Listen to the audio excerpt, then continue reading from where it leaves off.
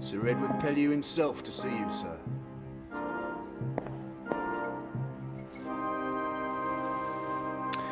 Very well, you can leave us. Your Honour, I shall have to lock you in. Then do it.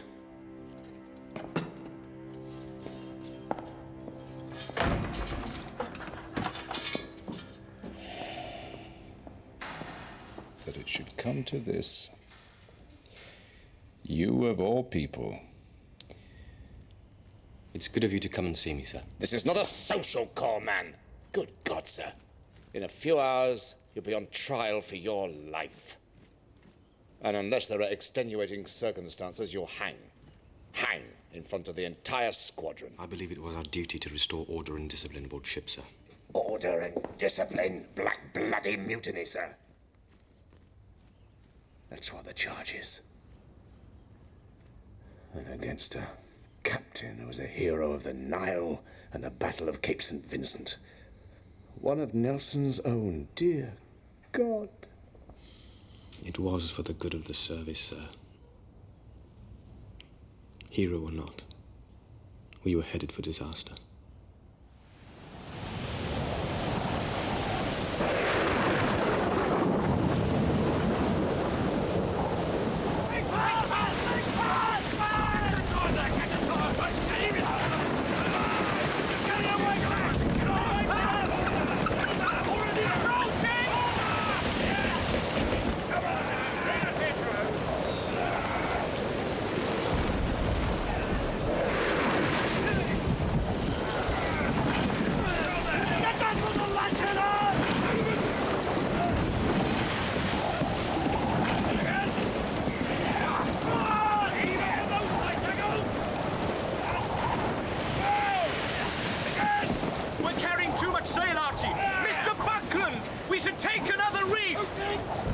You're the officer of the watch, Mr. Hornblower.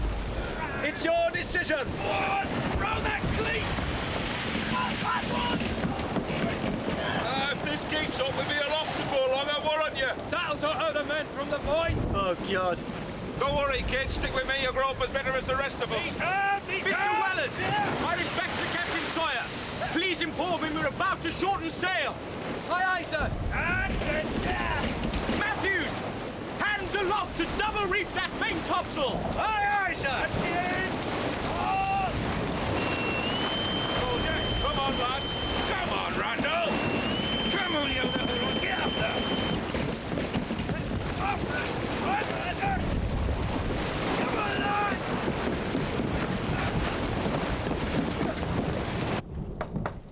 Come.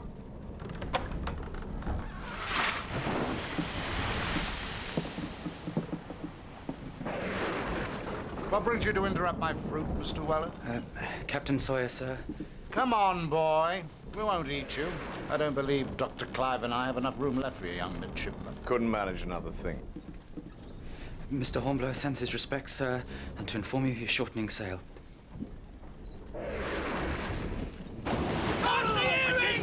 Watch what you're doing, Styles! Just watch yourself, Randall! Keep your friend out my way! Where are you going? Captain Sawyer, sir, I've ordered another reef in the main topsail, sir. So I hear, Mr. Hornblower. Your decision alone? Indeed, sir. Mr. Buckland, you're the first lieutenant.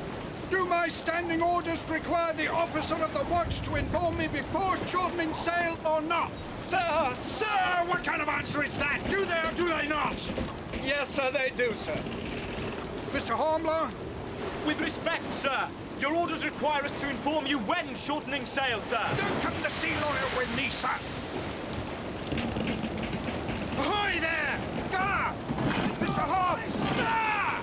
Have you ever had difficulty interpreting my orders? Indeed I have not, sir! There you are, then. A gunner has no trouble understanding my orders. What do you say to that, Mr. Hornblower? My apologies, sir. I must have misunderstood.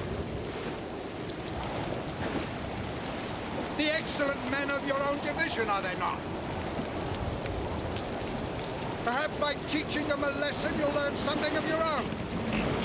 But, sir, it was I who made the mistake. Get to it, you lowers! The last man off the yardarm gets a flogging! A dozen at the gratings for the last man on deck! Out my way, laddie! Come here, boy!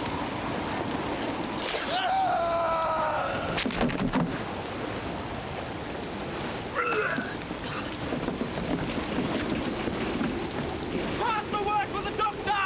Pass the word for the doctor! He's dead, sir. Well! Well! He's dead! Dr. Clive will be the judge of that! Doctor! Dead, sir. What are you waiting for, Mr. Hornblower? Have the lubber thrown over the side! Do you hear, Mr. Hornblower? For God's sake, Horatio.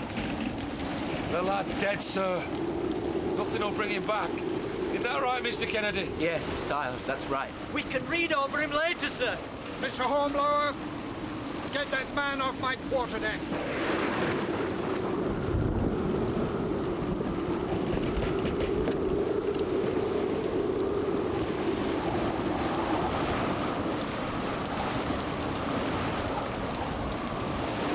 Aye, aye, sir.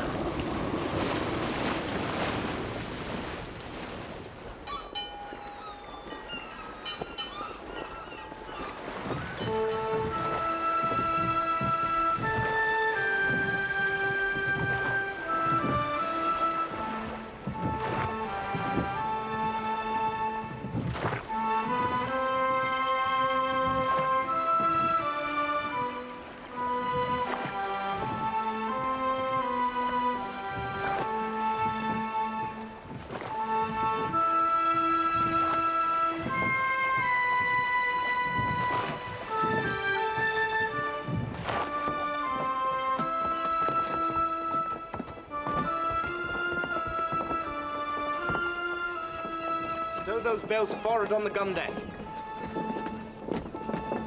Morning. Bush, second lieutenant. Look out there! Look out!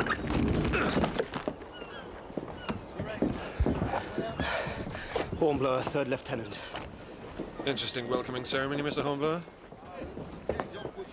My apologies, Mr. Bush. Are you quite all right? Nothing damaged but my pride, I think. Hey there, you at the stay tackles, mind what you're doing. Mr. Hobbs, keep an eye on your men there. Aye, aye, sir. Mr. Hobbs, lay aft here.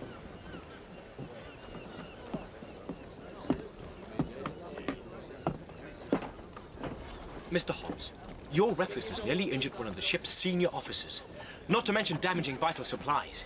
Don't use that tone of voice when replying to an order. Aye, aye, sir. Perhaps if the men were better supervised, these accidents wouldn't happen, Mr. Hornblower. Captain's coming off, sir.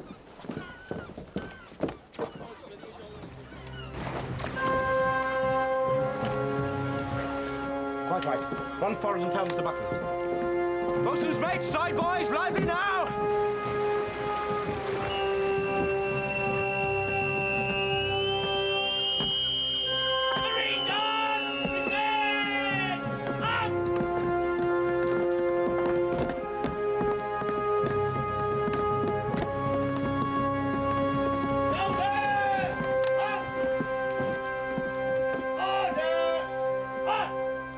Lieutenant Bush, come aboard, sir. You came in my absence, did you?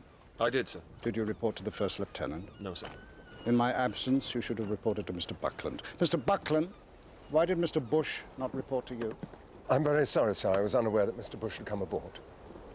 He should have made himself known, sir. I was forward, inspecting the anchor cables. Mr. Bush? I arrived only a few minutes before you, sir. I wish to present myself personally. And may I say, sir, what an honor it is to serve under a captain with so distinguished a record. Well, Mr. Bush, you are welcome. Thank you, sir. In time, you may indeed thank me. Very well. You don't know Captain Sawyer, then? I know his reputation. As a fighting captain or as a man? What are you implying, Mr. Kennedy, sir, 4th Lieutenant. Well, Mr. Kennedy, I don't think I much care for your tone, sir. Mr. Kennedy was merely making conversation. Weren't you, Mr. Kennedy? Now let me show you the wardroom. Very good of you.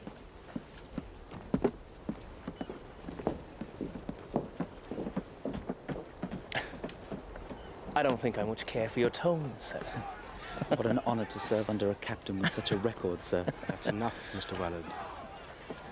Now get below and find out what that hullabaloo is all about before it brings the captain down on us again.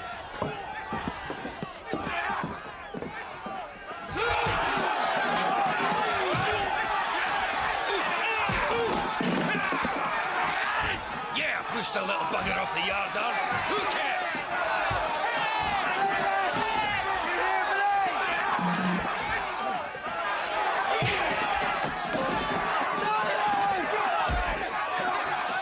Mr. Matthews, you're the bosun! You get them to stop this bloody racket! Silence!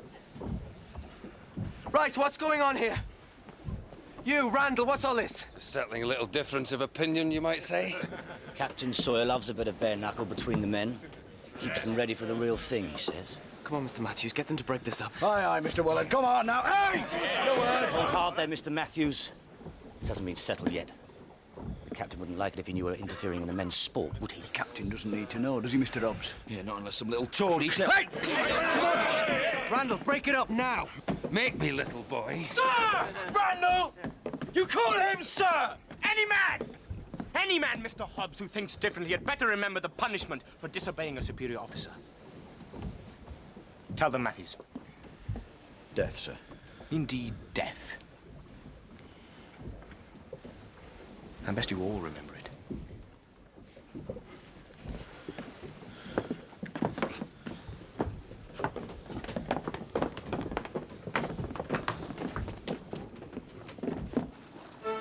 Get the ship underway, if you please, Mr. Buckland. Aye, sir. Loose the headsails! Loose the headsail! Hands aloft to loose the topsails! Hands aloft to loose the topsail! Carry on, Mr. Bush. Put your backs into it! Stop and go!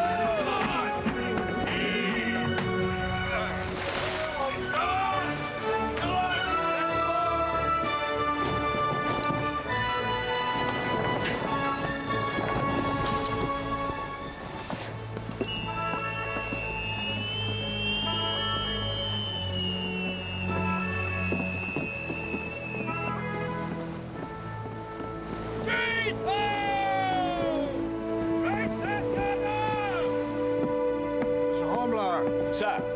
Set a course to weather the Lizard and then southwest, sir. Weather the Lizard and southwest it is, sir.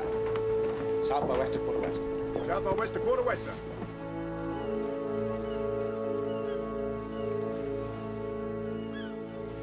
Well, gentlemen, it's the West Indies for us.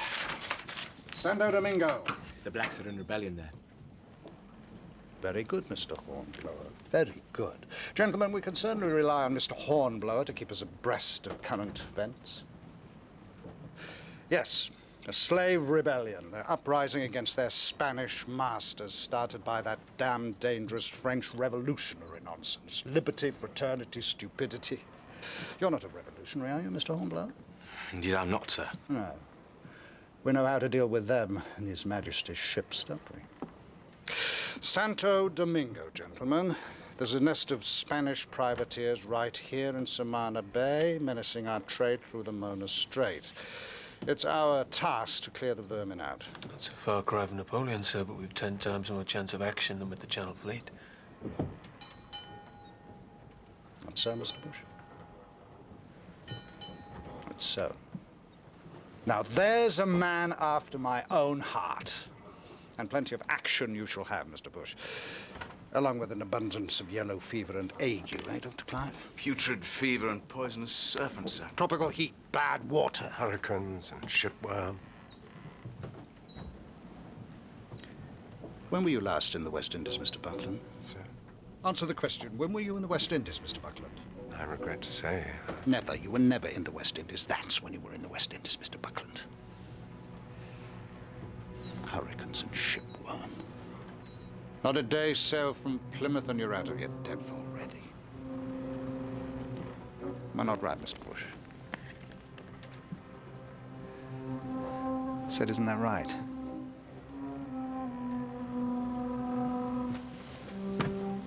Sir, I protest. We all have much to learn, sir, from your example. Quite right, Dr. Clark.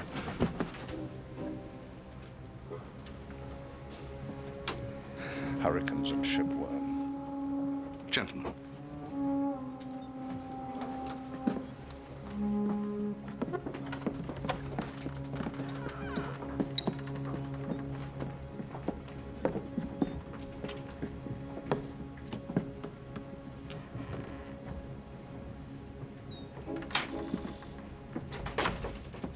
Then how would you describe such unsound behavior? Captain Sawyer's just wary, aren't she? Weary? The man's bedeviled, Horatio. And do you think Bush would agree with you? Well, no. Or Buckland? Each captain has his own way, Archie. Tell that to the poor young seaman of yours that we scraped off the deck and threw over the side. May I remind you that when we first heard we were to transfer to Captain Sawyer's command, we drank Portsmouth dry in celebration. The man's a national hero. He's earned his place in history. It's not history that concerns me, Horatio. It's the future. It's far more uncertain.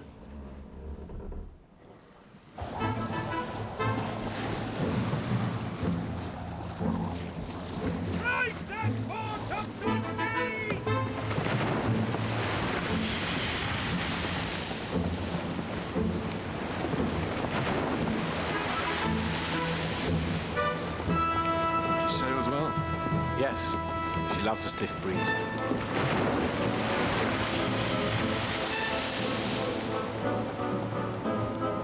This is a bit more than a stiff breeze. We'll have to get some sail off her. The captain has to be informed first, sir. Standing orders. Very well, Mr. Kennedy, if you would, please. Aye, aye, sir.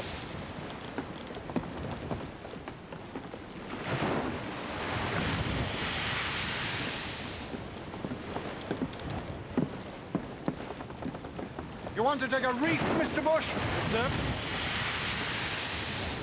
With your permission, sir. Very good, Mr. Bush. Call all hands. All hands! All hands to reef topsails! All hands to reef topsails! Man the halyards and reef tackles!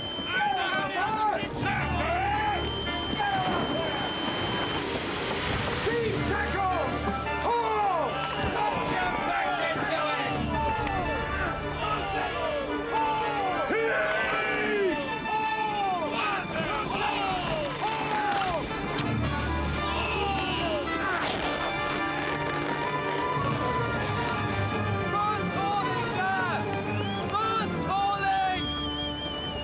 Who's that countermanding my orders? It's me, sir! Willard! You'll be sorry for this, Mr. Willard. Get down here immediately, sir. There's a reef point caught in the block, sir. Weather side. The sail was starting to tear. What do you mean, coming between me and a man who disobeys me? Mr. Willard is on my station, sir. He was only doing his duty. Get down immediately, both of you!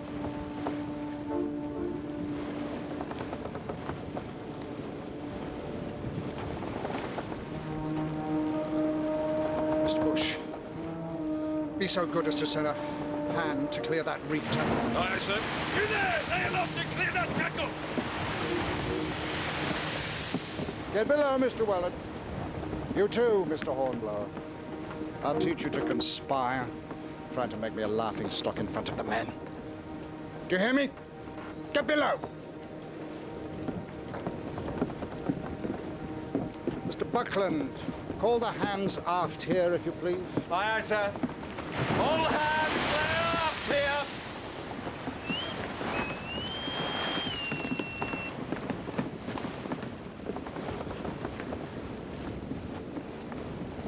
I know where loyalty is to be found, men. I've seen it. I see it now. I see your loyal hearts. I watch your unremitting labors as I watch everything that goes on in this ship.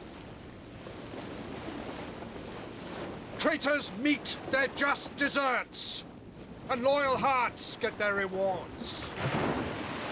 We'll splice the main brace! A ton of rum to every man! And to every boy! Rum. On the forenoon watch. They'll be drunk as lords.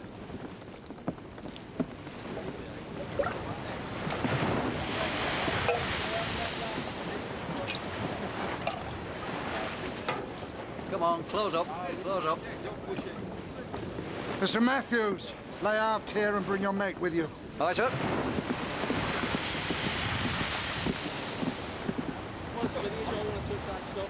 Give me your raven, Mr. Matthews.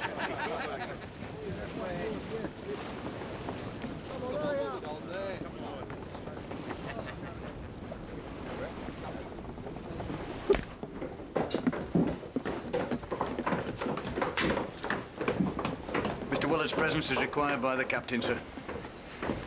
You too, Mr. Hornblower. Very well. I don't like it, sir. The lad were only doing his duty. No way out of it, Matthews. I could go a bit easier. Don't even think it. It'll be noticed, sure as sin. It'll only make things worse. No hard feelings, Mr. Willard. I've seen a beating, sir. I believe I will stand it well enough. Good man. Come on, then. Let's get it over with.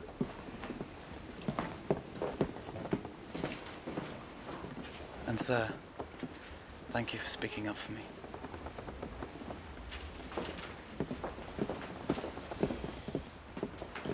It's an injustice, Horatio. It's discipline, Archie.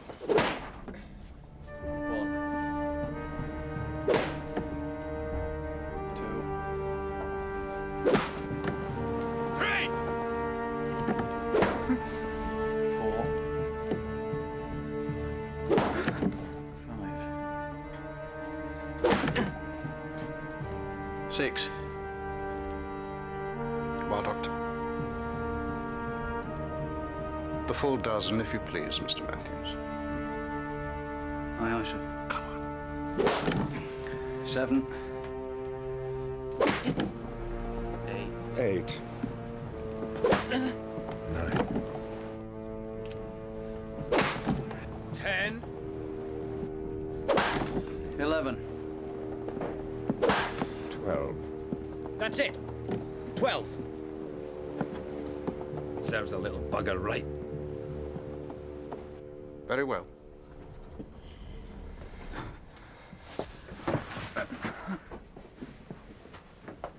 The dishonorable part of Mr. Wellard has paid the price for his dishonor. May that be a lesson to you, young man. Now, Mr. Hornblower, your punishment. You think to be a colluder and corrupter of your juniors and to walk away scot-free? Were that the case, sir? No quibbling with me, sir. Were you still a midshipman, I would flog you like we have Mr. Wellard. Your position, however, dictates a more imaginative approach.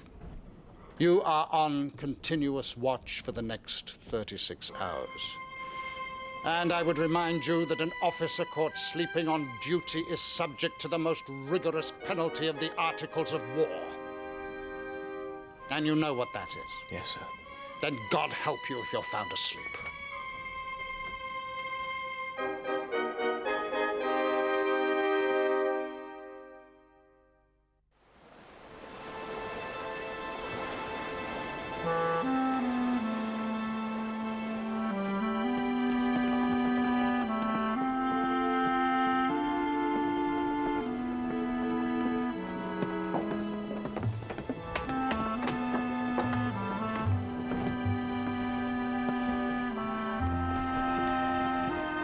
Continuous watch, then, Mr. Hornblower. Yes, sir. 36 hours, sir. It's a long time.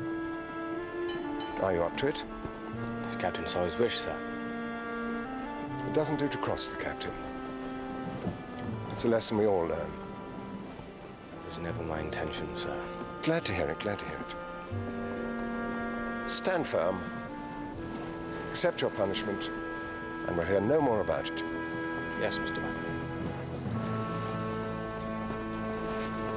Carry on.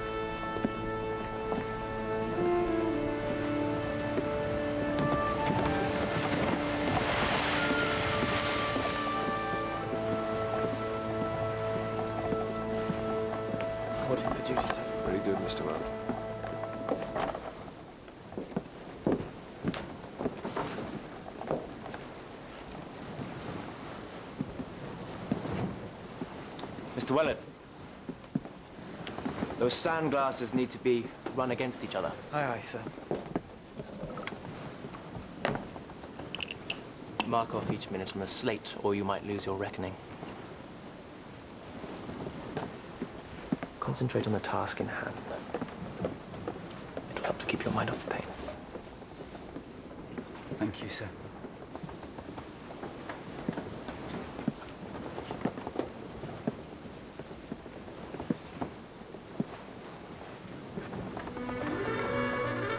Mr. Wellard at work? Aye, aye, sir. Aye, aye, sir. Mr. Wellard has learned better now, perhaps, than to conspire against his captain. Against his lawful superior set in authority over him by act of his most gracious majesty, King George II. Has learned that it is the painful duty of his Picking on Wellard again. Mr. Wellard of the consequences of such behavior. Yes. Toward one of his majesty's ships. Is that reasonable, do you think? I don't see where reason comes into it.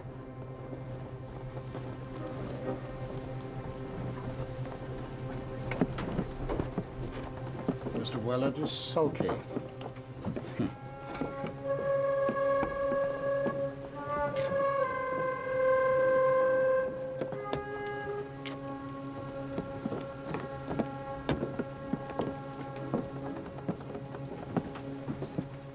So you decided to hold me up in derision in front of the hands? You and that cub, Mr. Hornblower, you plotted and planned so that my lawful authority should be set at naught. No, not at all, sir. Why attempt to deny it? Which one of you was it planned to snag that brief point? No one, sir. No one, sir. How can that be? No one. It was a plot. So you pretend to be busy to hide your face because of the guilt that is written upon it. You think to deceive me? I gave orders that Mr. Wellard should test the glasses against each other, sir. You are sadly mistaken, Mr. Kennedy, if you believe there is any good in this young fellow. Unless, of course, you are part and parcel of this infamous affair. I was merely observing, sir, that he was busy only because I told him to be so. What do you say, Mr. Bush? We can rely on your judgment, I'm sure. Boy knows nothing, sir. Doesn't know the bobstay from the spanker boom. Oh, no, Mr. Bush. You're too honest. I knew at the moment I first saw you. You don't understand these poisonous young reptiles. We must dredge the truth out of him. Oh, yes. Get below, Mr. Wellard. I'll have it out of you, by God, I will. Quartermaster, run forward and get Mr. Matthews to lay aft here and his mate. Aye, sir. Another dozen, and he'll coo like a dove. We must intervene. The captain is master of the ship. And he sought your opinion, sir, which I note contained nothing to dissuade him from this beating upon which he is now embarked. Mr. Hornblower, may I suggest you take the time to remind Mr. Kennedy that he is merely 4th lieutenant aboard this ship? He has the captain's ear. Why did he not speak when he had the chance? Save what? Captain's blood was up. For Mr. Bush to have spoken up for Mr. Wellard would only have provoked him further. You think I should have held my tongue? You think I made it worse? You acted for the best. Oh. Well, there's precious salt for my conscience. On deck there! Sail ho! Where away? 4 points abaft the main, sir!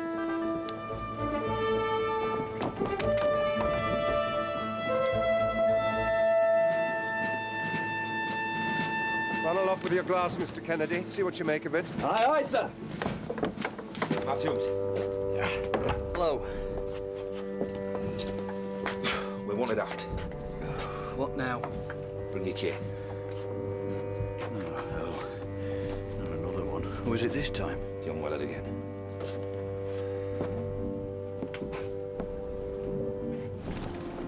There, sir. Just forward of the backstay.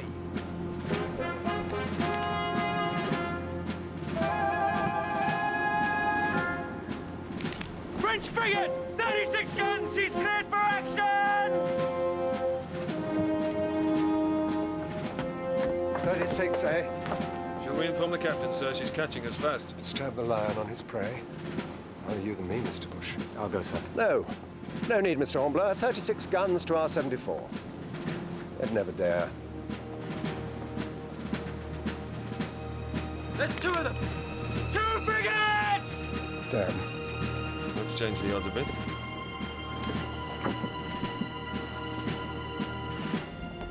Sir! Mr. Hornblower, you better have a good reason for this interruption. Yes, sir. Mr. Buckland's respects there, and there are 2 French frigates on the starboard quarter. Tell Mr. Buckland I shall be on deck directly. Bosun. Sir, they're cleared for action and coming up fast. Thank you, Mr. Hornblower. That will be all. They'll be up with us in minutes, sir. Damn it, man! We can blow them to pieces long before we come into range of their piddling little pop guns. Not if we're not cleared for action, sir. You will answer for this later.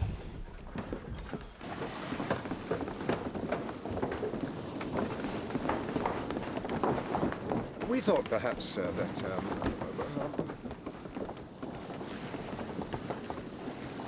Clear for action.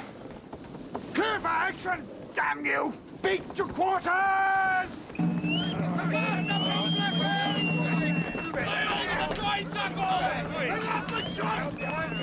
on, man! Look lively! Over the stone port!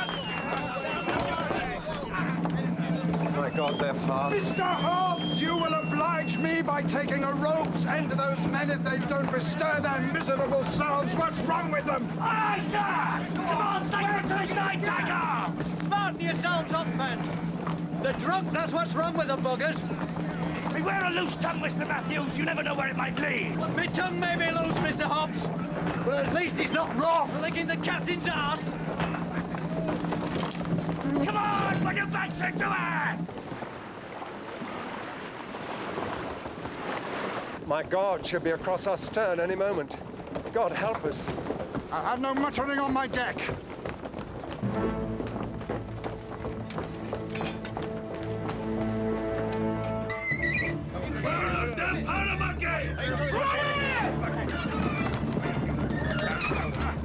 First part of monkey to the stern, Jesse, if you please, Mr. Weller. Aye, sir. Put it on the side. Mind that tackle!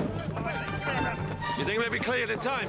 God knows. If this crew weren't such an ill-disciplined, drunken rabble, we would. That's not what I asked. Nevertheless, it's the point at issue. But mind that, damn it!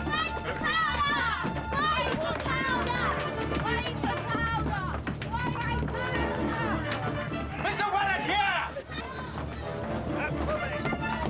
Sir, if she shows any signs of bringing her guns to bear, you're to shout it out immediately. Aye, sir. Come on, look lively!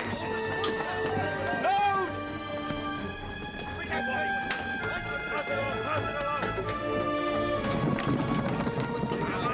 They're running out the guns on the starboard side, sir. Shot! Sir, I think she's about to open fire. Belay that shot! Run her out as she is, damn it! We're firing warning, Mr. Bush. Warning? What the devil? She has to see us smoke. None of our guns is ready. Very well. Shot! Fire! Sir? Stand clear! Reload! Frenchman bearing further away, sir. Very good, Mr. Weller. More rammers. Run her out! Fire!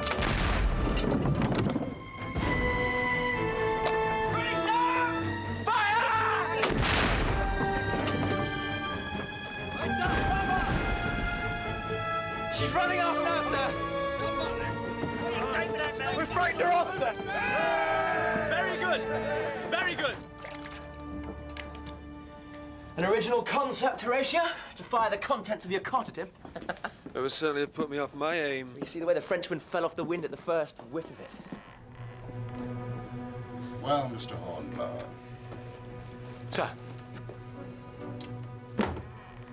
I'm informed that you fired your stern chaser with no shot in it. Is that true? The Frenchman was bearing away preparatory to firing, sir. I thought it of capital importance to make him think again. However, briefly, so as to give Mr. Bush time to fire properly, before we received the full broadside, sir. Subtle, Mr. Hornblower, subtle. How long did it take you to cook up that story? Is this to be your career, Mr. Hornblower, covering up your incompetence with ingenious fairy stories? I submit, sir, that the ploy caused the Frenchman to... You submit? Good. Submit to just criticism, and in time you might make a seaman.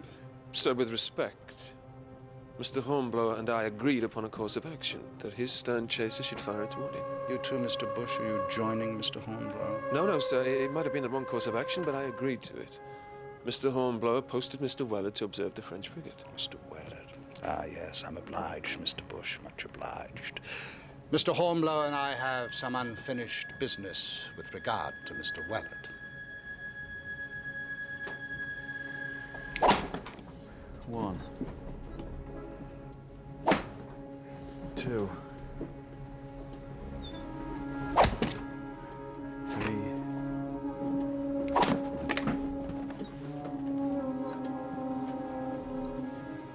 Four.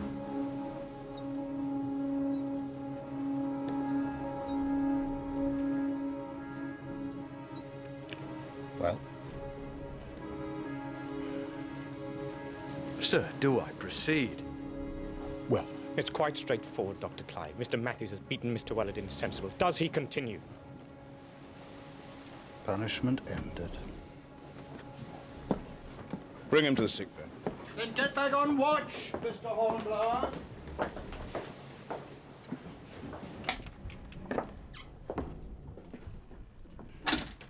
Mr. Hornblower. Nasty business, that. Nasty business. But then again, boys have been beaten since history began. It would be a bad thing for the world if ever boys should cease to be beaten. That may well be your medical opinion, Dr. Clive. But I can see no useful purpose served by thrashing a young boy within an inch of his life. Come, Mr. Hornblower.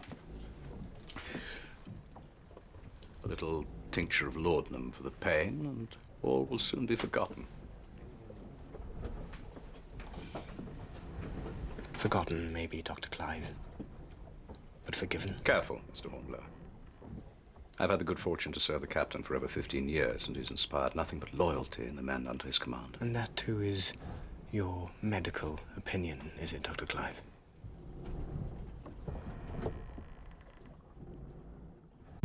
Article 19. If any person in or belonging to the fleet shall make or endeavor to make any mutinous assembly upon any pretense whatsoever, every person offending herein and being convicted thereof by the sentence of the court-martial shall suffer death. And if any person shall utter any words of sedition or mutiny, he shall suffer death. And if any officer, mariner, or soldier shall behave himself with contempt to his superior officer, or shall disobey any lawful command, every such person shall suffer death. And I'll have you all know that these articles apply to my officers as much as to anyone else. Carry on, Mr. Buckland. Aye, sir. Division officers! Dismiss your divisions! Dismiss! Dismiss! Dismiss! Look lively there! Mr. Buckland, sir. Half-duty Sunday today. Double rum for all these good men.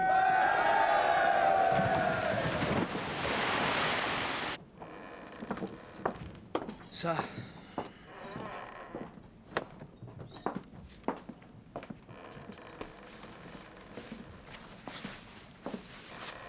Extra rum for the crew. This rule applies to my officers. Yes. It's an interesting method of fostering cooperation in the crew. Have you ever come across it before? No, I most certainly have not. Perhaps Captain Sawyer's methods will prove consistent in the end. Perhaps it's only an impression. What? The erratic nature of his command. How do you find it? Erratic. Most erratic, to say the least. Thank you, sir. I needed reassurance that I was not misjudging the captain's mental powers. Not at all. That is to say, Probably not. I suppose it's a matter for Dr. Clive to pronounce on. That would be the appropriate course, yes. Good evening, gentlemen.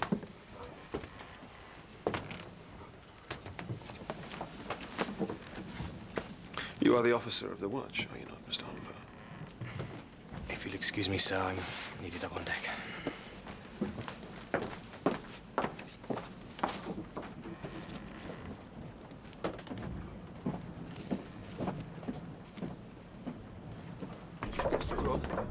Well, waste not, want not. Put that back.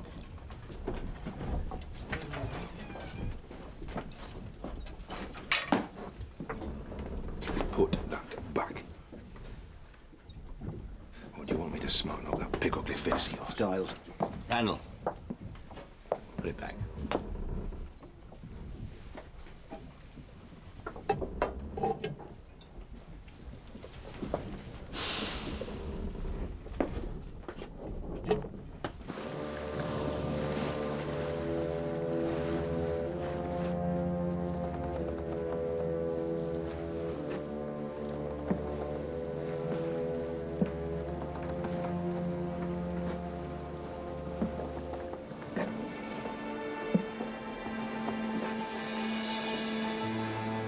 Mr. Hornblower. Well rested, I trust. Sir. Asleep on watch. You're as good as dead already. I'll take you out and hang you by the neck. Unless... I do believe your life is in my hands. You fear me, sir? I've always held you in the highest regard, sir. Indeed. I was once like you, young, intemperate, a danger to fellow officers. You would shoot me where I stand. Sir. Here. Captain Sawyer, please. Don't trifle with me, sir. Shoot me. Stop that! You too, Dr. Clive. Is there no one I can trust? You should be in bed, sir. Give it to me.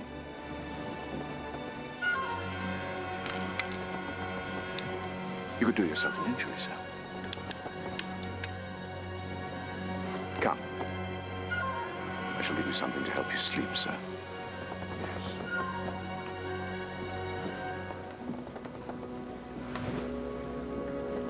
Your life is in my hands. Don't forget. Your life is in my hands. You won't forget, sir. Will you, Mr. Hornblower? I will not, sir.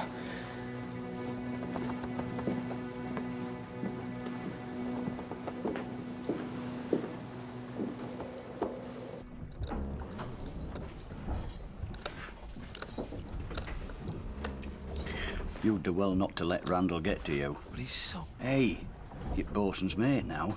It's your job to keep order. Message from Mr. Hornblower. Could you attend to him on deck? Is that all he said? No, he said look lively.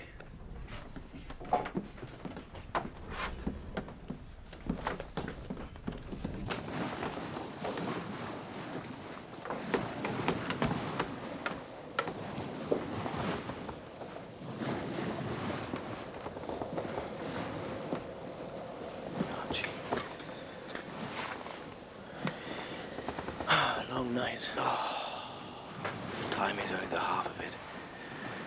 I feared he was the captain returning. Oh, why? What new madness has he embarked upon?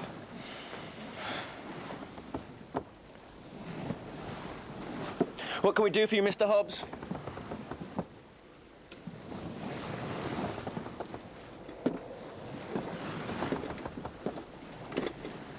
Captain Sawyer. I've never seen a man so unstable in his mind. He wants to die, Archie. Then let him. My fear is that in doing so, he'll delight in all of us dying with him. What now, Hobbs? It's Matthew, sir. You wanted to see me, sir? I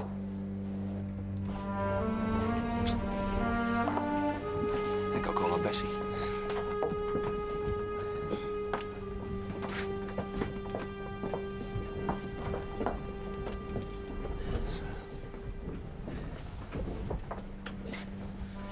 Bit of unfinished business, Styles.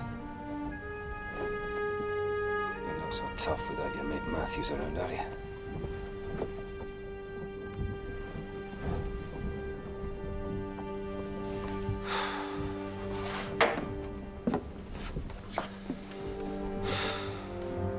I don't need any help to teach you some manners. You don't need no knife neither.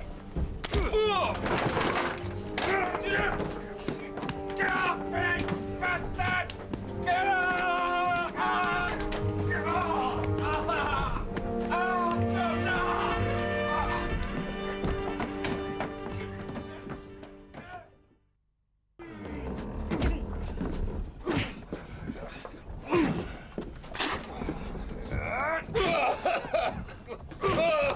Should have realised I'm being sent on a wild goose chase, sir.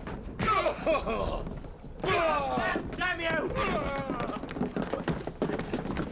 My God, you pay for this. Now put him in irons.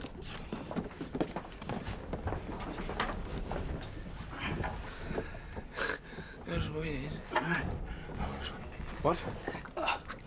Said he was winning, sir.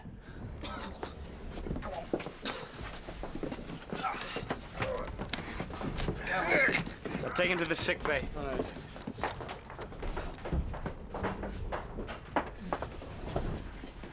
What the devil do you want? I heard there was some sort of argument going on. Natural high spirits below decks, I dare say, sir. I therefore ordered Randall to be placed in irons, and Styles, who they'd kicked almost to death. You exaggerate, Mr. Hornblower. There he stands, large as life. You're too squeamish. I've noticed that about you. I dare say, sir. Styles, if you would, please.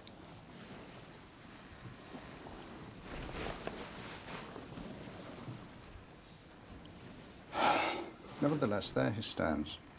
As I say, your squeamishness clouds your judgment. I advise you to conquer it. It does not bode well for your conduct under fire. Mr. Hornblower. With respect, sir, I find... Respect? What do you know of respect? You come before me with these men whose boisterous high spirits led them to knock each other about a bit, and you expect me to punish them. I like high spirits in my men, do you hear? What I do not like are weak-kneed officers who do not know how to keep order. Do you understand? I understand, sir. Charge is dismissed.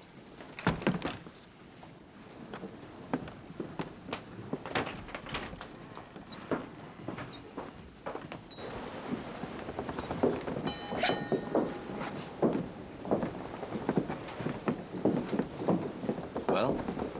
Charge is dismissed. Believe me now, do you?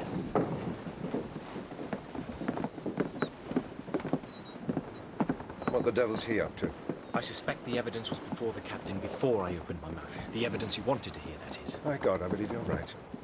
Weak-kneed officers who do not know how to keep order. Never heard the like. Order? He doesn't know the meaning of the word. Stay where you are, gentlemen. There. Every sign of guilt. Bear witness to it, Mr. Holmes.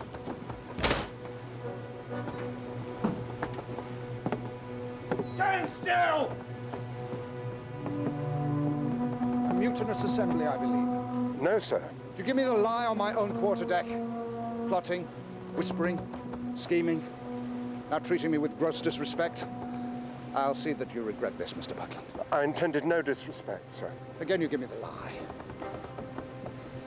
Mr. Bush, I'm disappointed in you. Why did you not see fit to report this mutinous assembly to me? I wasn't aware of them, sir. I was helping Mr. Willard take a new site.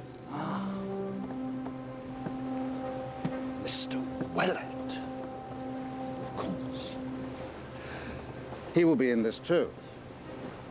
You will be in trouble with these gentlemen, Mr. Willard. You didn't keep a sharp enough lookout, did you, boy? I doubt if you have a friend left on the ship. But later for you, the lieutenants first, as their lofty rank decrees.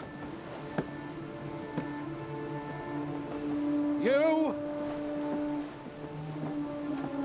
Mr. Hornblower, you will resume your continuous watch for a further 36 hours, and these 3 gentlemen can report to you when every watch is called. Aye, aye, sir. And at every hour of every watch. 2, 4, and 6 bells, every watch, day and night, every hour.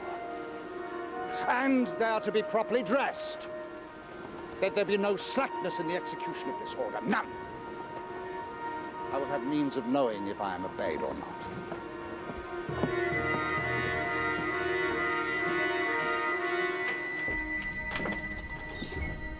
Clive. Mr. Buckland. Mr. Buckland. May I rely on your confidentiality? Good. The captain. The captain. Do you think... How would you describe his mental powers, his mental state? I would not presume to describe my commanding officer's mental state. You can't have failed to notice his management of the ship. I would not presume, Mr. Buckland.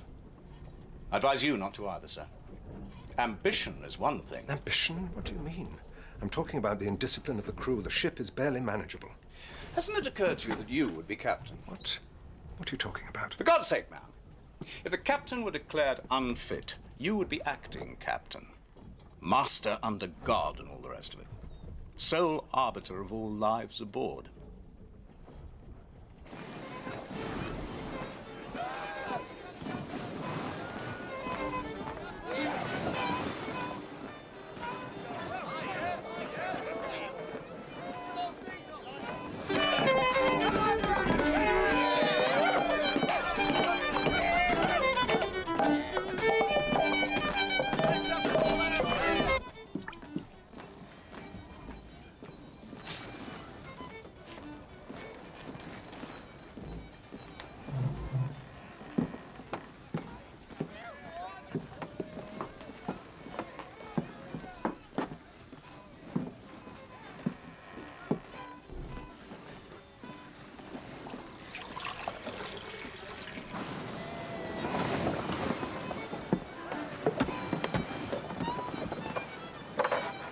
Sir? Matthews.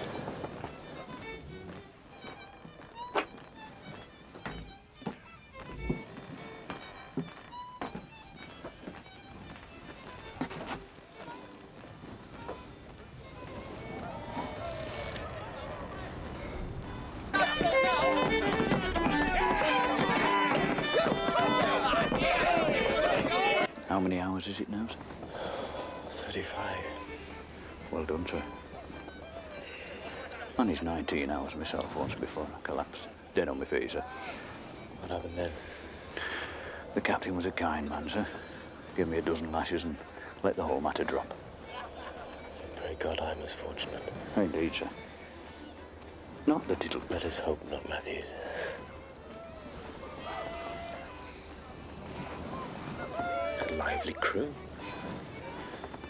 Not all, sir. Some of the men don't like it no more than I do.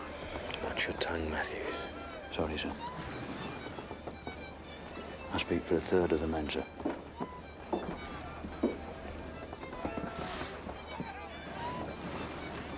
Carry on, Mr. Matthews. Aye, aye, sir. Mr. Willard.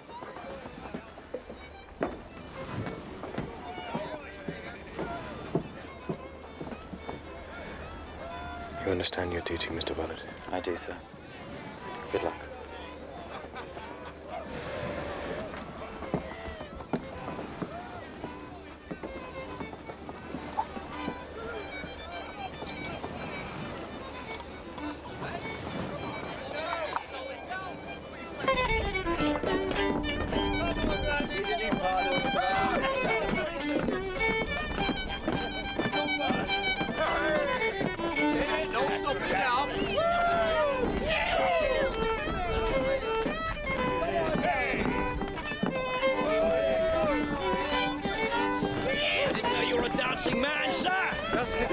forward, you.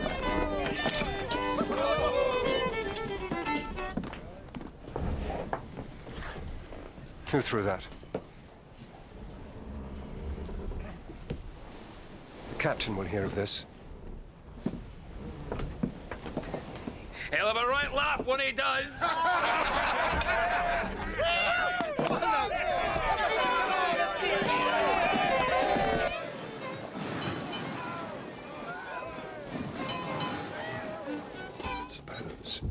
Suppose we declare him unfit for command.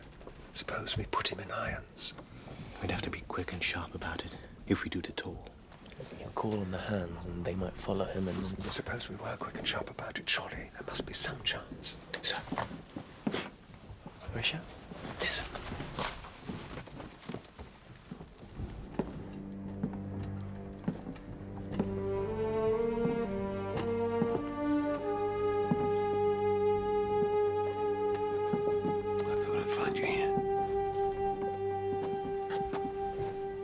Did you indeed? The wardroom was deserted. I thought you might be up to something. I thought you might feel that something had to be done. I'm not sure I follow you, Mr. Bush. About the captain. What? I thought you might feel that the captain wasn't fit for command. Mr. Bush. As I do. I think we're all of one mind, Mr. Bush. Well, in that case, I'd be very glad if you allow me to join you.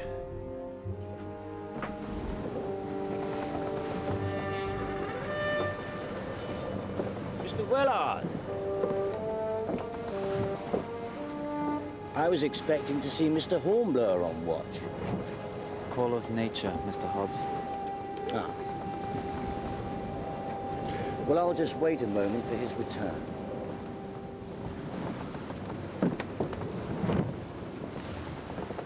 He's made a mockery of us. Officers on continuous watch. It's as good as a death sentence. And Mr.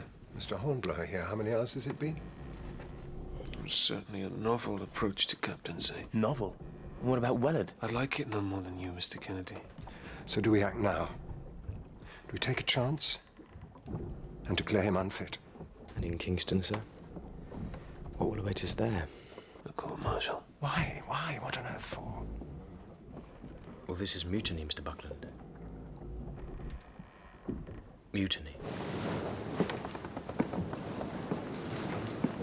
Well, perhaps I should check the wardroom to see that Mr. Hornblower is all right. I hardly think that necessary, Mr. Hobbs. Well, we wouldn't want anything untoward to have happened, would we, sir? Where are they, Mr. Wellard? This is the point. It'll sound different in court. We've been punished. That could happen to anyone. There's no grounds for mutiny. And the crew? Double rum, make and mend. It's not for us to criticize the captain. So the court will think. Well, when they see him, Horatio... He's cunning. And we all know he can talk. He can find a reason for anything. And he's plausible. Wellard, a midshipman, no friends, no family. What will the court say when they hear the captain had a boy beaten a couple of times? They will laugh. And so would we. If we didn't know. We will hang for it. 22 years. I've held my commission. Now he'll break me. And break the whole bloody ship.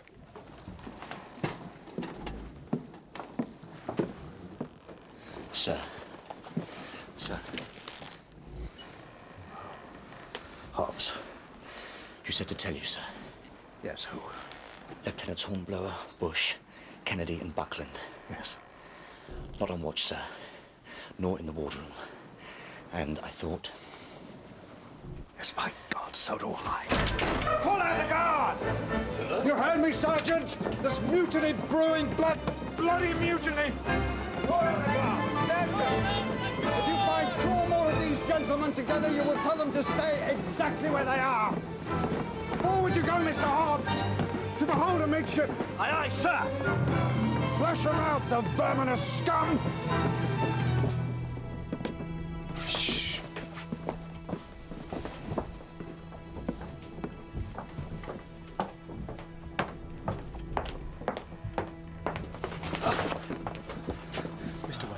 Why aren't you on watch? The captain said he's coming. God, holy God. Anyone else? He sent Hobbs to cover the midship section. He's turned out the Marine Guard.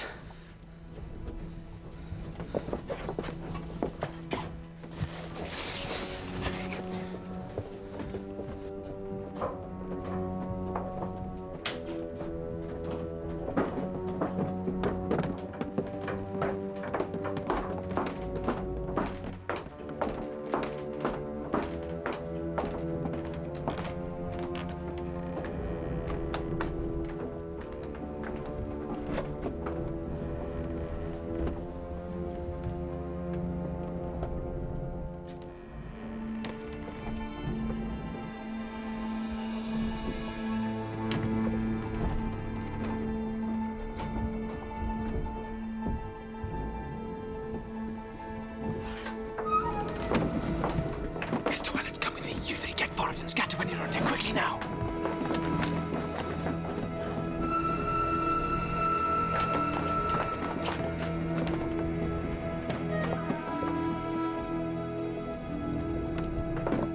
You two, go forward.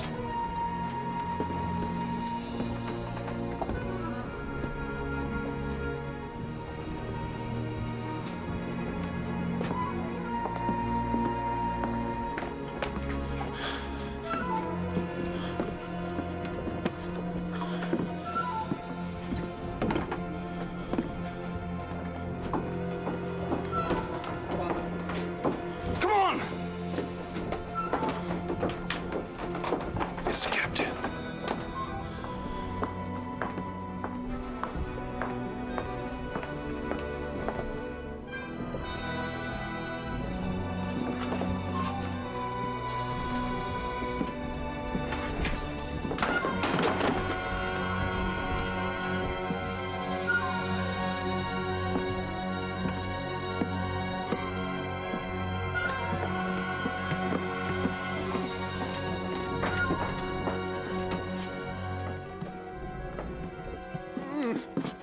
Help me here.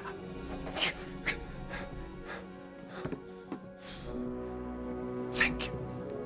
Let's get the grating.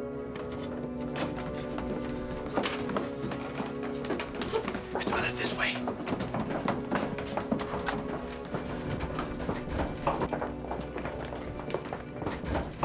Who's there? It's me, Hobbs, sir. Where are they? They're around here somewhere. Let's split up here.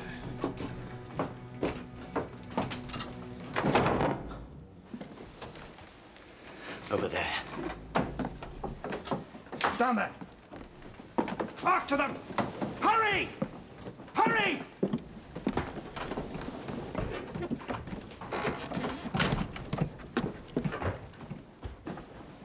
I hear you.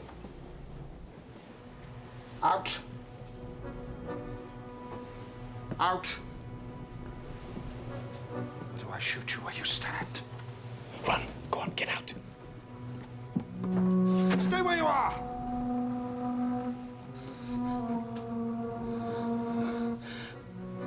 They've abandoned me. Universal treachery. Universal desertion.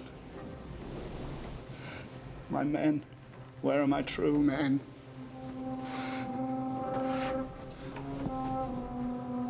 Keep away.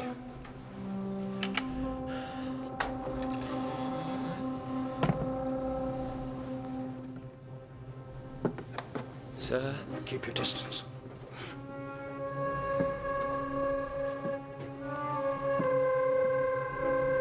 Sir?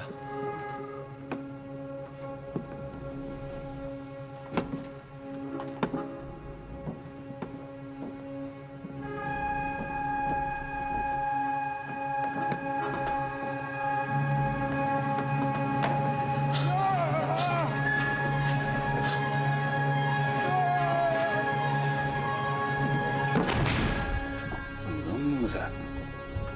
Come on.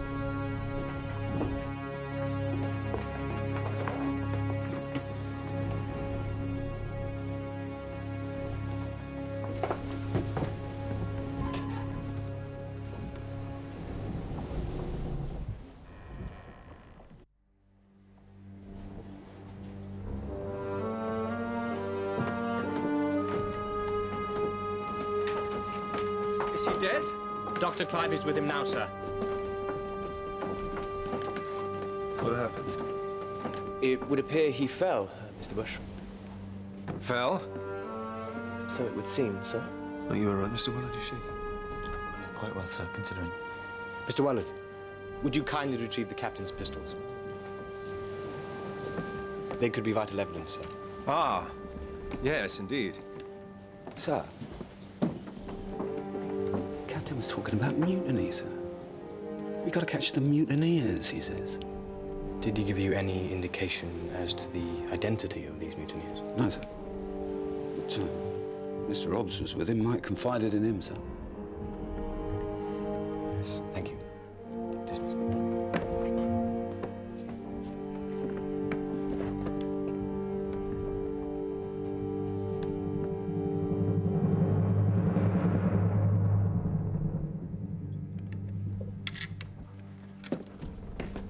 We need to sway him up. Yes, very well. Mr. Bush, get a tackle rigged. Right, sir. Mr. Hornblower, Mr. Kennedy. Mr. Hornblower, about this accident. Sir. Never mind, no, never mind, it'll keep. Sir? Thank you, Mr. Willard. Lift them together now. Steady.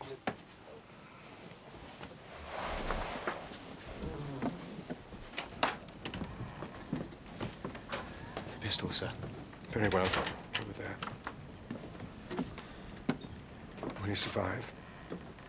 I think so. Will you recover?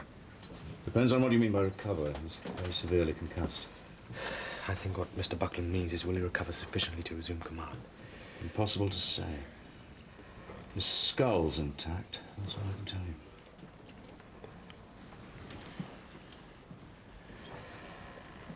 Our being on continuous watch, sir. I'll go with the captain's orders until we know more. Aye, sir. Well, what else can I do? He might wake up this afternoon, for God's sake. Then what?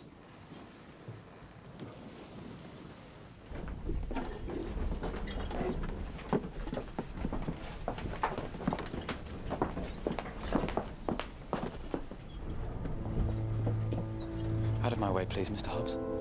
I don't seem able to move. Awkward, isn't it? Can't be helped. Though, you can help me, sir. In what way? I was wondering what happened to the captain. And I fancy you know exactly what happened. Get out of my way or I shall report you.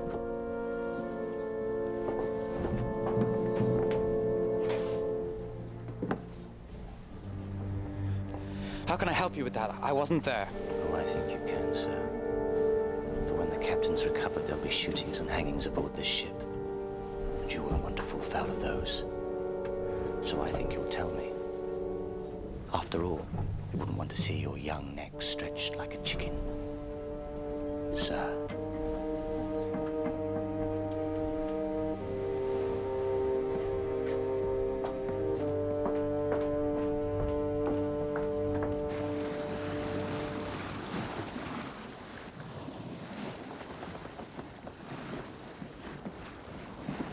I don't like it.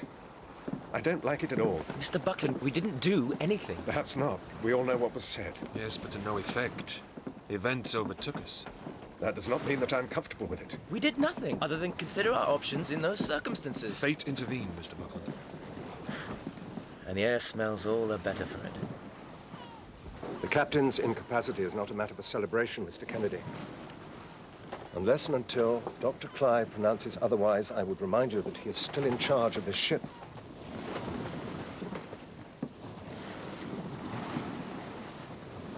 You want me to wake him, sir? He hasn't slept for days. Let him have a little longer.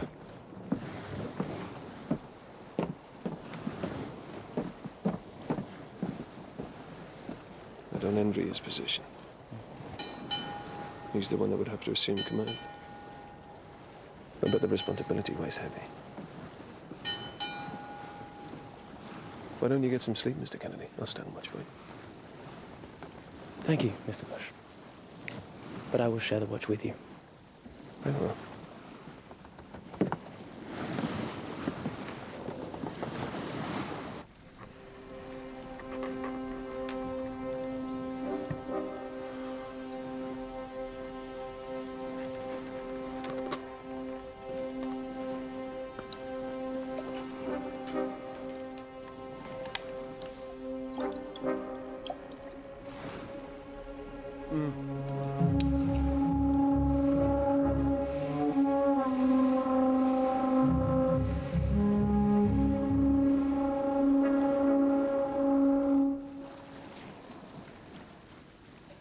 Two-day sail from Santo Domingo.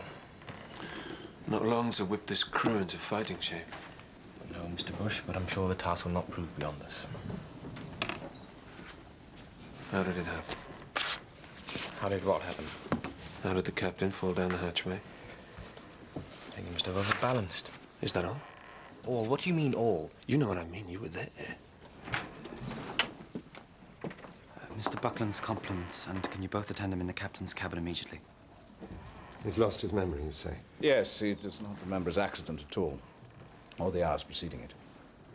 Is he capable at present of commanding this ship? It needs to be established, Dr. Clive.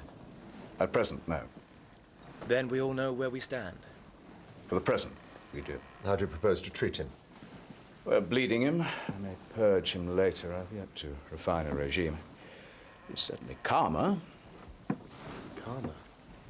In what way has he not been calm? He looks comatose.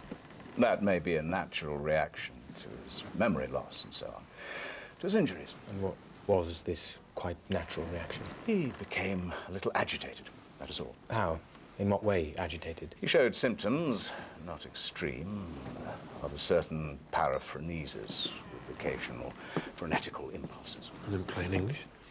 I could perceive certain symptoms, as I say, tendencies, which led me to suppose some irritation of the meninges, brain lining, in plain English, which caused me to think. In plain English, Dr. Clive, is the captain capable of resuming command? No. Thank you. For the time being. Oh, we're back there again, are we? And we won't know, will we, if you keep him in this condition? What do you mean? You're giving him laudanum, aren't you? What business is it of yours? I'm his doctor. One does not need to be a doctor to know the effects of an opiate. But you're dosing him with laudanum, Dr. Clive. Well, are you? A certain dosage seems to be appropriate. How will we ever know if the captain is capable of running the ship if you're keeping him in a constant state of sedation?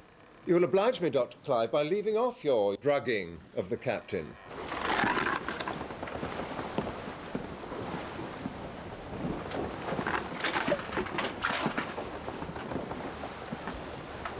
I do believe a bit of bruising about the face improves your looks. I've had worse beatings at the hands of my father. If he was my father. Next time, I'm going to do you for good, Styles. It's you when we toss us to the crabs, Randall. Except that spit him out. Because they're very particular about what they eat at crabs. It's more likely when the captain comes back, you two will be dancing from the end of a rope. You and whoever it was who pushed the captain into the hold. Save it, Styles. He's all mouth. Oh no, that's a promise. I've got a nice bit of yard arm for you two. And an extra bit for Mr. Wellard. The captain fell. We all know that. Of course he did. Anyway, you two won't be so leery if the captain doesn't come back, I can tell you. Oh? Why not? Because Lieutenant Buckland is a born fool. He couldn't command a trip round the bay, never mind a 74. Dr. Clive, it is necessary for me formally to assume command of this ship. What's preventing you? You are Dr. Clive. You will not declare the captain unfit for command. You keep prevaricating. Until you declare him unfit, it would be a usurpation of power. Mutiny, in other words. Why are you so frightened of the word? You seem frightened of the fact that someone may have shoved him down that ladder and nearly killed him. That's what you should be concerning yourselves with, not the niceties of taking over. Dr. Clive, this is hardly helpful. Helpful be damned! I served with him in 3 ships. I know him. The man's a hero. You're drunk, damn it. You're drunk.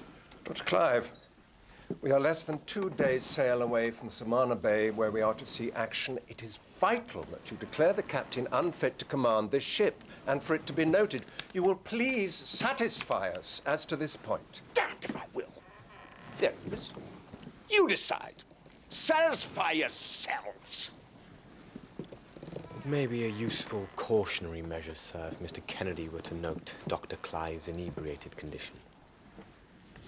It may be that he is incapable himself of carrying out his duties.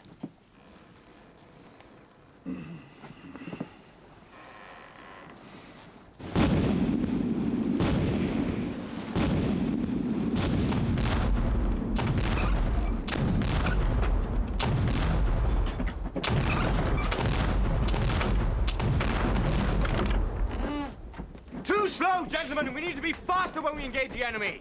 All this other gun crew will be blown out of the water! Right, let's show these bastards how it should be done, eh?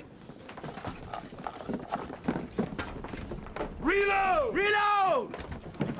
Gun ready, Mr. Hornblower! Run it out! Gun ready, Mr. Bush!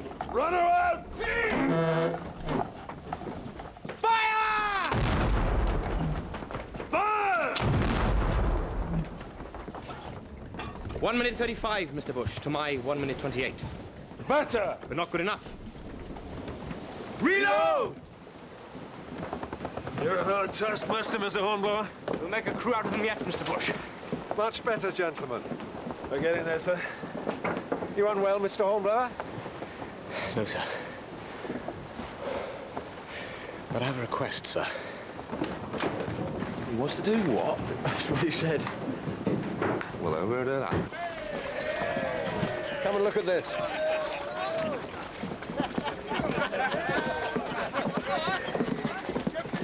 Could you do that?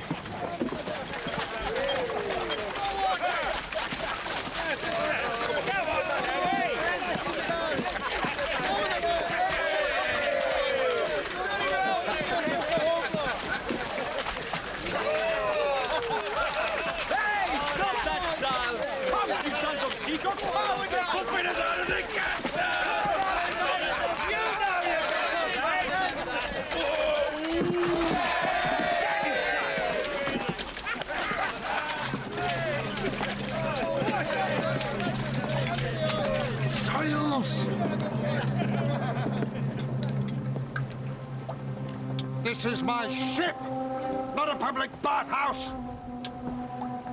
Mr. Buckland, you will arrest Lieutenants Bush, Hornblower, and Kennedy. Sir. Arrest them, unless you care to join them. Very well. Sergeant Whiting. Sir, come along, gentlemen.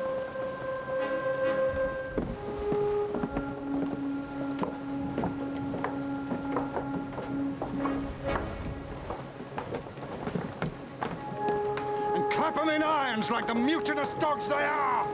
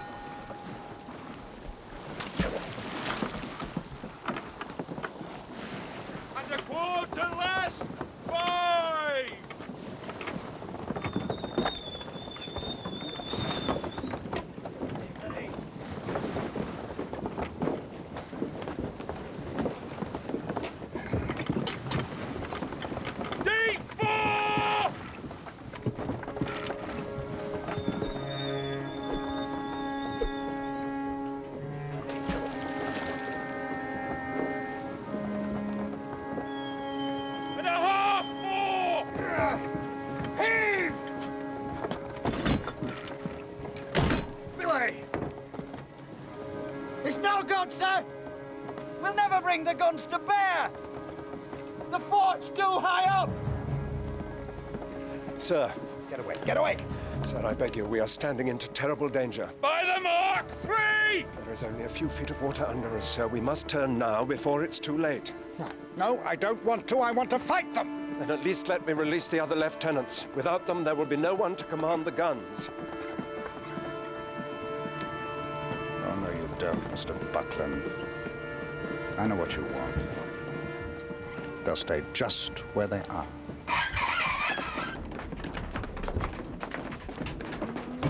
We're gonna come under fire at any minute. Why doesn't Buckland do something? Most of the hands would back him up. They're not stupid. Hobbs! Hobbs, come here now!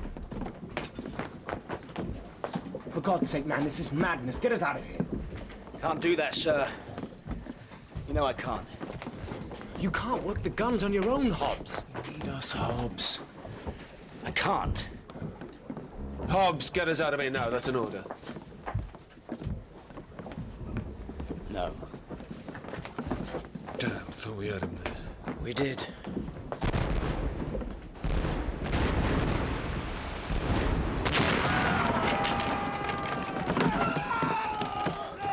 That's it! That's more like it! Return fire, Mr. Buckland! We cannot elevate the guns enough, sir! I said return fire! Oh, by God, I will!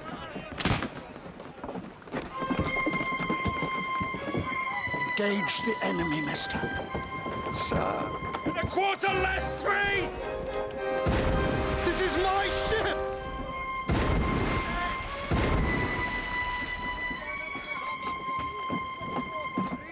Fire.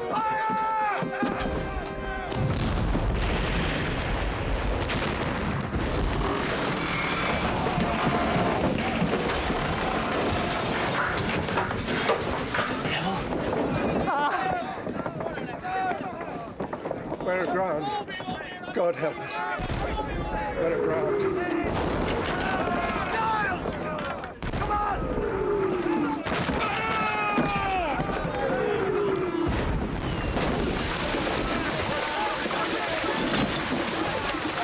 Heated shot! They're using heated shot! I wouldn't worry, Mr. Kennedy. We'll drown long before we burn.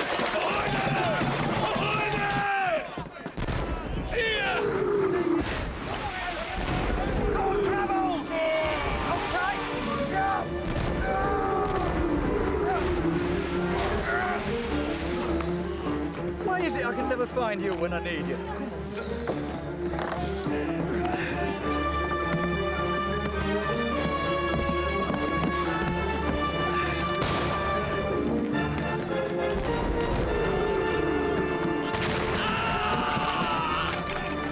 Get Clive.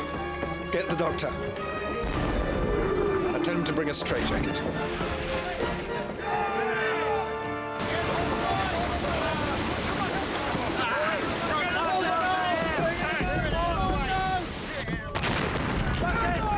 Where do you think you're going? No, you don't! Oh, Randall, get out of my way. Make me!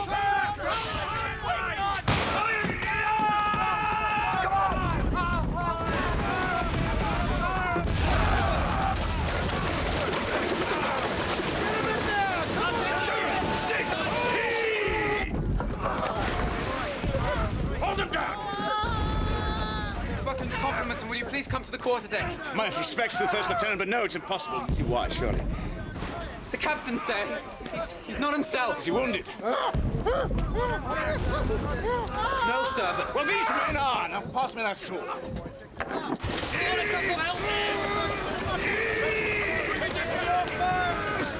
Stand back, gents. We'll soon have you out of there. Do your stuff, Styles.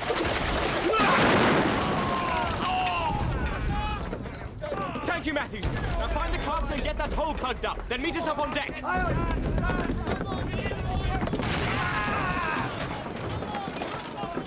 Buckland, you all right, sir?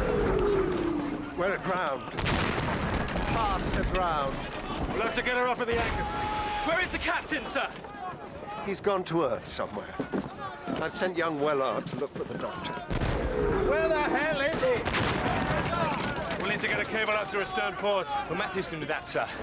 I'll take a boat and stand by under the stern to take the cable if you'll bring the anchor round in the launch. Mr. Kennedy, command the capstan. Very good. Stars, you come with me.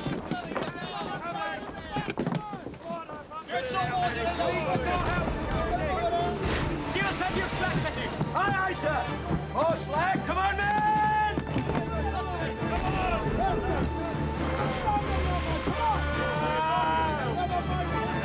Now give way together! Sir, if you please, the captain was in a very bad way. I do beg you to go to him. In the minute! In a minute! More ligatures.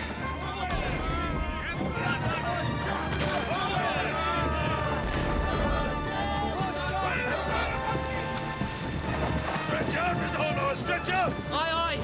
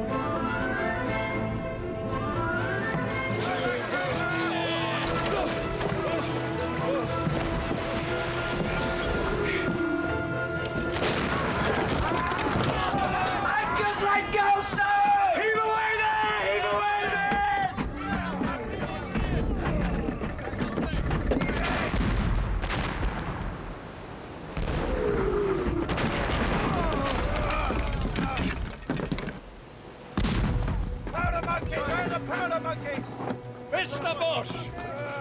Come on over here!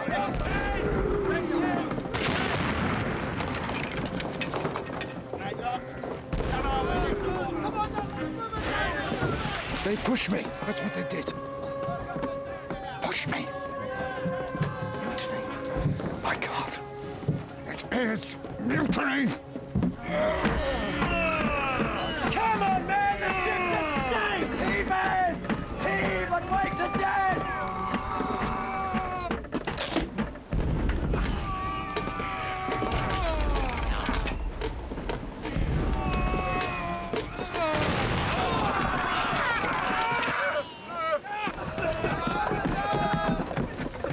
Move those bodies there! Stand to your post! Get up! Come on,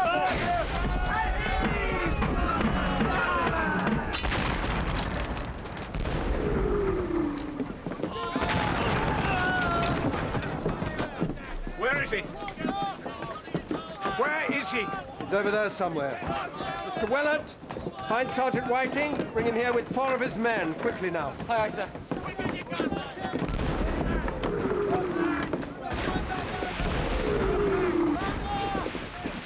Captain Sawyer, sir. It's me. Dr. Clive. I was right. Heave, damn it, heave! You want to sit here till the next tide while they shoot us to pieces? Heave!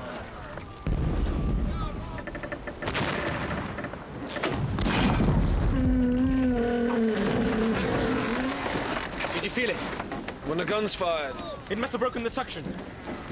Double shot the guns. I'll tell Buckland. Double shot the guns! Mr. Hornblower, what's happening below? If we miss this tide, we're finished. Mr. Bush's compliments, sir. We're about to fire every gun double-shotted. We can't elevate the guns enough even to hit the fort. Recoil may shake us free, sir. There he is. He's one of them. Mutineers, all of them. You're under arrest for mutiny and treason. Now, Sergeant Whiting, do your duty.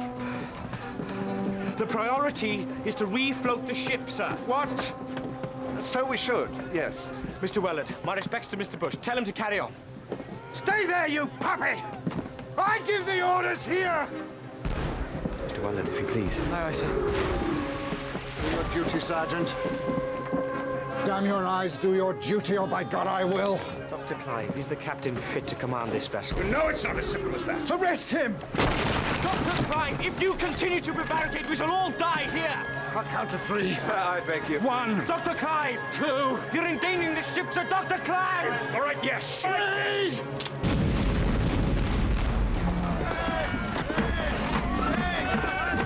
Keep it going,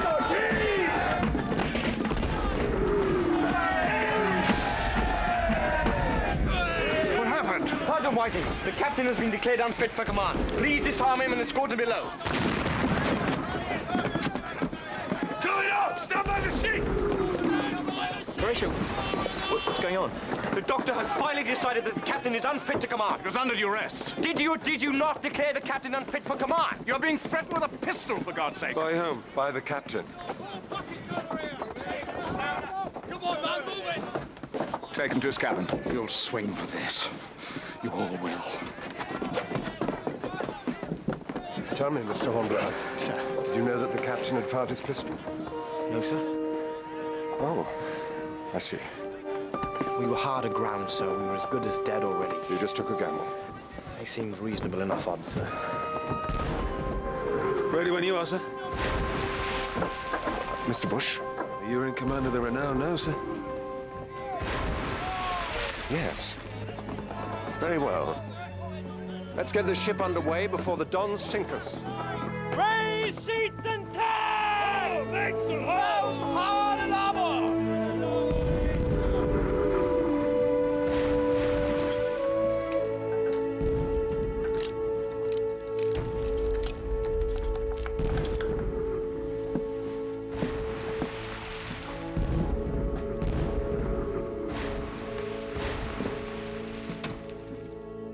So the ship was saved. Yes, sir. It was Dr. Clive's opinion that Captain Sawyer was unfit to command? Reluctantly, yes. That was his opinion. Well, that's something at least. But you do realize, sir, it's your word against his.